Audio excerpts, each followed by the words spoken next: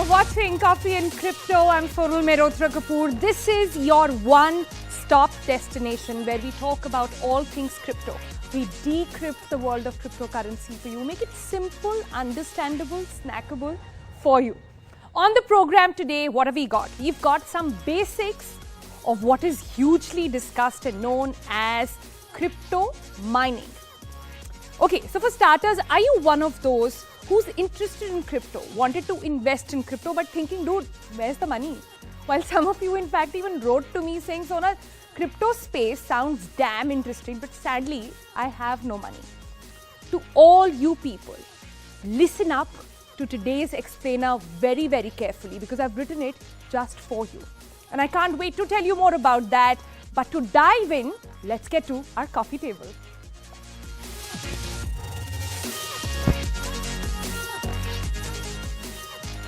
So can you own crypto without actually purchasing it? Think about that. There is a way. And by the end of today's episode, you will know how to do it exactly. I know it sounds like paise ped pe thodi na ugte, and yes, there are no free lunches in life, but you don't always need money to make money. You can actually work your way to it. And by that I mean you can work to earn crypto coins. And this process is rightly called mining. Mining cryptocurrency. What is mining? Well, if I were to explain it to you in one simple line, it would be bookkeeping or auditing of crypto transactions. Remember, we told you in an earlier episode as well that the crypto space, there is no bank or central authority, and this actually prevents double spending. So the question is, how do the transactions remain tamper-proof? This proof, called proof of work in crypto world, is established by miners. And for your time, energy, and in fact not so much of your expertise really, these miners get paid in coins. Simple? So now you know that what exactly is mining. Let's tell you how it's done. So miners of gold and diamonds had to dig deep in the earth for days and years to find these precious stones. When it comes to crypto mining, you have to solve a complex problem. Rather, your computer has to solve a complex problem. Problem solved equals transaction authenticated equals you mined a coin equals ownership of your coin. Sounds easy, right? But you know, it's not quite. You don't just have to solve the problem, you have to be the first one to solve the problem. So it's like a race in that way. The first computer to find the solution wins the token or the coin. In the crypto world, this means that you manage to give in your proof of work and thus entitled to the token. A quick note over here is that by only the entire thing that I've told you and how it happens, that only works for Bitcoin. And there is a slight change in how mining is done for, say, other popular coins like Ethereum. But let's not get into that. We'll probably sort of talk about that on some other day. So how was that? I tried to make it a little easy for you to understand, and these are just basics that we have covered. But I'm sure you're wondering, so how do we get started now? What is the computer that's needed to start mining? Well, don't worry, CC got you covered, and in this episode, not one, but two explainers for you. So coming up next, we'll tell you the ultimate mining toolkit. What do you need to start? How much does it cost? And how long does it take to mine? All right, so are you ready for that? So first, what do you need? Let's talk about equipment. Now, in early days of crypto, mining was possible with just about general CPUs, your basic laptop or desktop would have worked as well, but not anymore. As more and more people joined the crypto space, this meant more bookkeeping and auditing transactions. All of that had to be done, which translated into more mining. So miners thought, wow, more coins to earn over here. But that's when more competition also set in, which meant that the problem that you were solving to mine became harder to solve. Meaning now more sophisticated system is needed, and miners now have to invest in powerful computer equipment if you want to mine. Broadly, there are three things that you would need. At times you wouldn't need all three, at times you would need just about one or two. First thing you need is a CPU, we all know what that is. Second thing that you need is a GPU, that is a graphics processing unit. That's how it looks like a little on your screen right now. And the third thing that you need is an application-specific integrated circuit. It's called ASIC. Now, which CPU, which GPU, which ASIC you buy will depend on the currency that you want to mine. So they are specific to the coin you're getting after. And apart from this, there are three basic other categories as well that you need to have. Now, just like everything else, the biggest factor of choosing the right tools here really is when you're trying to mine, is just to understand and identify which coin you're after and thus then build your system accordingly. But like I said, beside this, three other requirements that you must have: uninterrupted power supply. Now, most modern miners require a 220 volts of outlet, uninterrupted internet connection. Now, best achieved with an Ethernet relay cable there, plugged directly to your router. Wi-Fi alone may or may not work, as a lot of people say. And then the third thing that you need is airflow or cooling. Now, ASIC miners generate a lot of heat. This means proper ventilation, fans and ACs are needed to help circulate that air. In fact, this is one of the biggest criticisms as well when it comes to crypto mining, because the kind of energy that is really required to mine. And that's the irony over here, offline or online. That's how much energy it really takes. So that was your mining toolkit. But I'm sure you have lots of questions even after that. So we've got some experts for you. Joining us today on CC is Ajit Khurana. He's a crypto geologist and an expert as well. He's a founder for Genesis Network. He's a former miner himself. Hello to you. Welcome to CC. Also joining us is Roshan. Roshan is a co-founder and CEO of GoSats. And Roshan is also somebody who's invested in the system, and we'll try to understand from him how it works. Hi, Roshan. Welcome to the program. Hi, Sonal. Let me begin with Mr. Khurana. Ajit, just sort of explain to us, and I've tried to cover some basics over here, but there's so much really more that has to be explored in this mining space. Can we first start by talking about what is pool mining? And this is basically, just for the benefit of our viewers again, a couple of people putting their resources together to mine. So it's sort of a kitty or a club that you find, and all of you put your resources together, and of course, whatever coin you mine gets distributed. Could you talk about some ways on that? I'm going to take 10 seconds first to congratulate you on the elegant way in which you explained mining. I have explained mining over 100 times. I'm going to use your words. And second, I did not know I was going to be on the program with Roshan, because I am a shareholder in his company. And Roshan presents an alternative to mining by using his app. But that apart, let me answer your question. Oh, I didn't have any idea either. So we are just getting to know the crypto community here. But go ahead, yeah. Okay, so if you want to mine, there are three fundamental approaches. One is you get your hardware and mine. That is advantage. You get the highest yield because everything yielded becomes yours. Second is somebody else has hardware, you borrow it for some time. Advantage, no upfront costs. Disadvantage, somebody takes some part of your profit away. Third, you do neither of these. You just pay somebody who is offering a mining contract and they mine it for you. What you have asked me about pool mining, and by the way, the last one, of course, becomes the easiest because you can put in 100 rupees. Disadvantage being that a lot of your profit gets taken away, probably to the 5 to 10%. Now, the first thing where you run your own mining equipment, even if you have like very serious servers, like for example, what you are showing on TV right now are very small mining rigs. Yeah. Right? So if we look at your GPU mining rigs, quite likely I will run them for my lifetime and earn nothing. As in, I could run them for at least 10 years and earn nothing, because the probability of being the first one, you know that Sharma ji ka ladka has to come first. In mining also that is true, exactly how you described. Fastest finger first, or fastest graphic first in this case. Yeah. So if many of us got together and said we will all allot our computer power to mining, the likelihood that at least one of us would come first is high. And at that point of time, we divide the rewards amongst all the people who contributed their power to the process. This is called pool mining. Right. Right. So I think what you're suggesting is a good way if you want to experiment in this space is pool it first, try and test waters, see how it is working, then see if it is giving you enough dividends to sort of get started on your own in case you want to get into that space as well.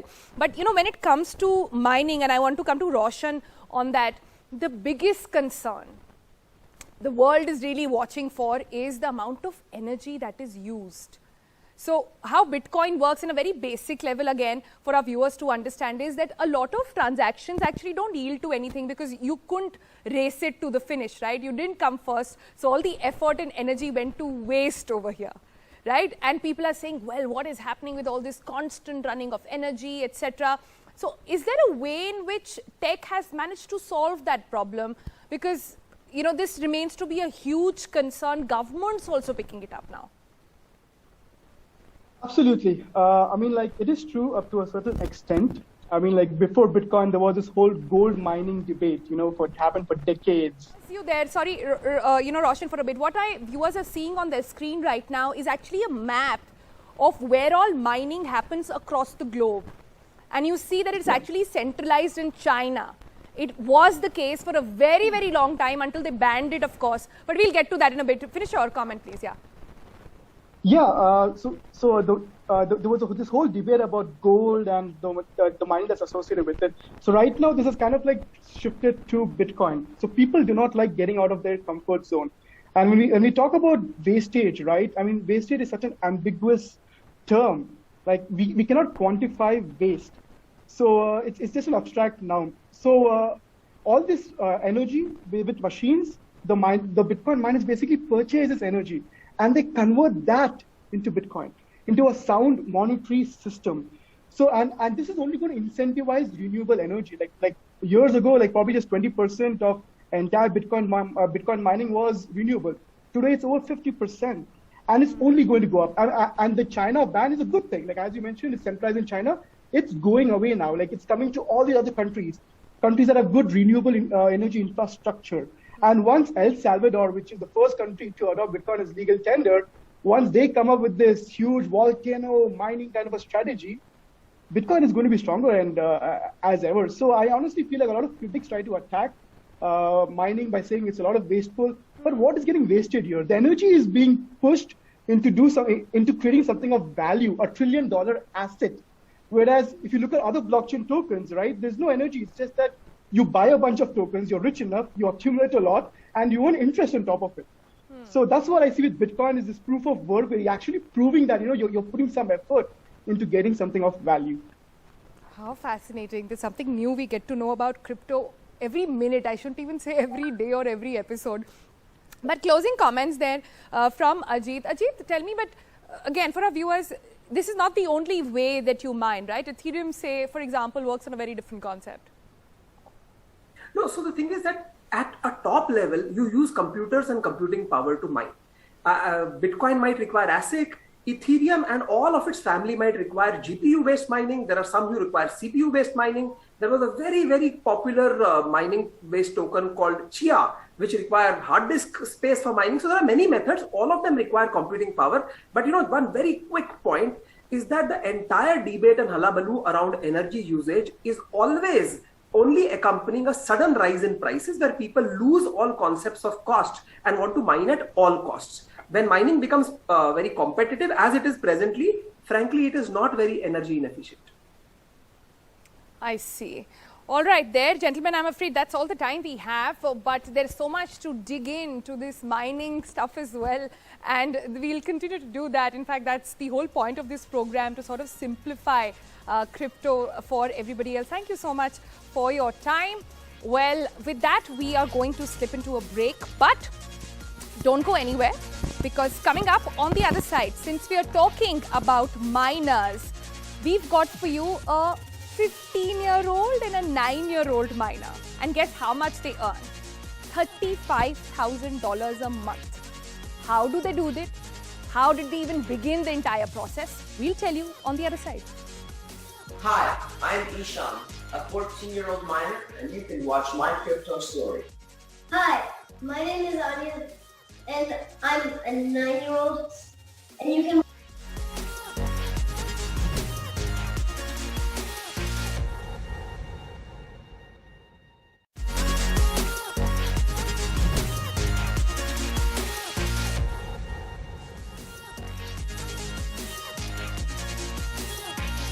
Welcome back. You're still watching Coffee and Crypto. And did you think mining was no child's play?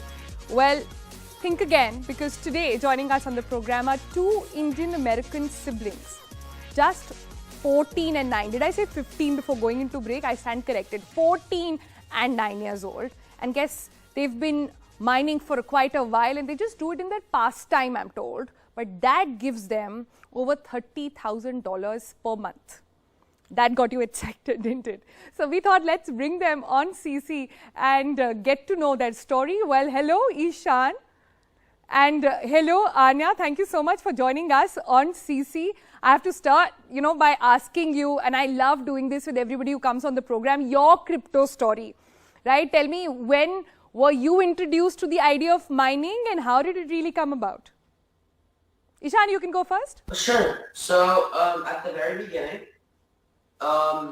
I think late February of 2021, I heard about the Bitcoin and cryptocurrency prices spiking in price, and I really wanted to invest in some because it's a good investment.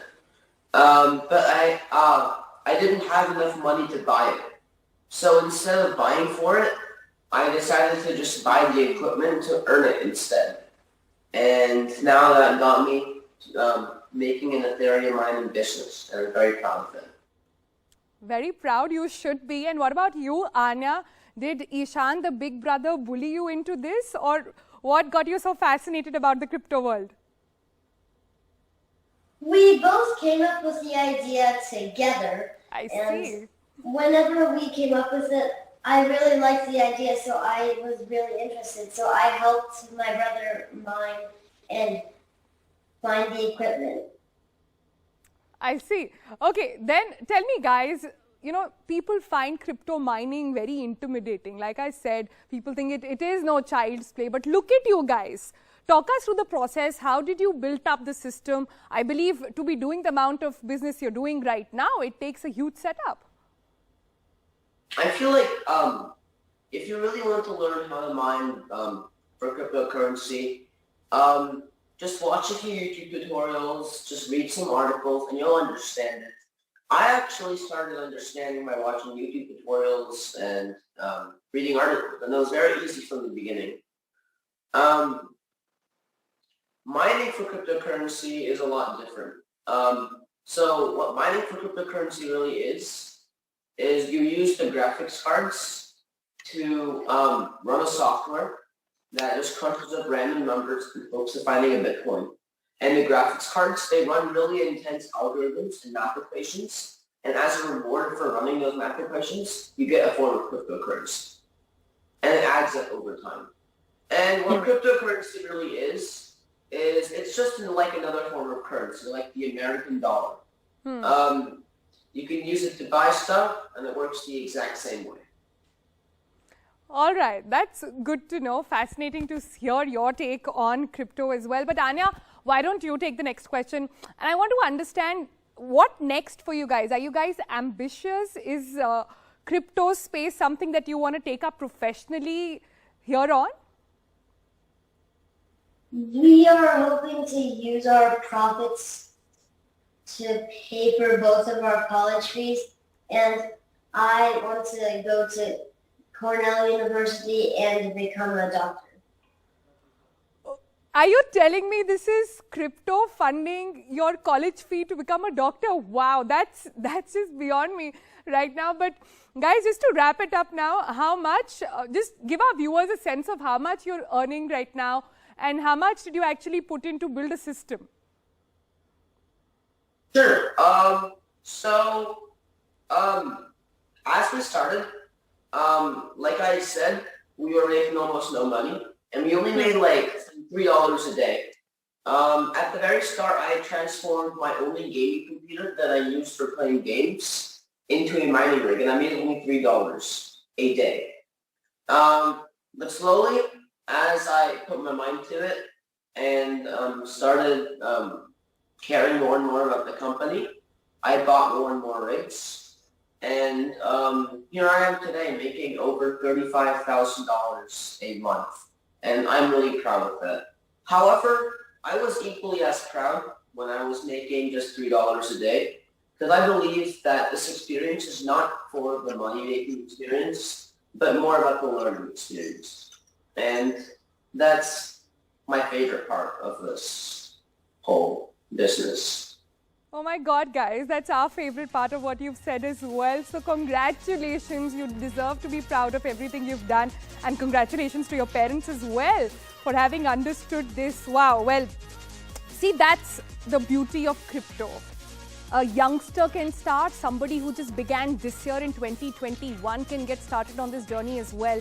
But of course, like we always say, consult people around you, consult your financial advisors as well, and take it one step at a time. And we'll be here at CC to hold your hand through the process. That's all we got for you. Thanks so much for joining. We'll see you again next Friday. Remember, it's a new time, Friday at 6:30. Until then, bye-bye.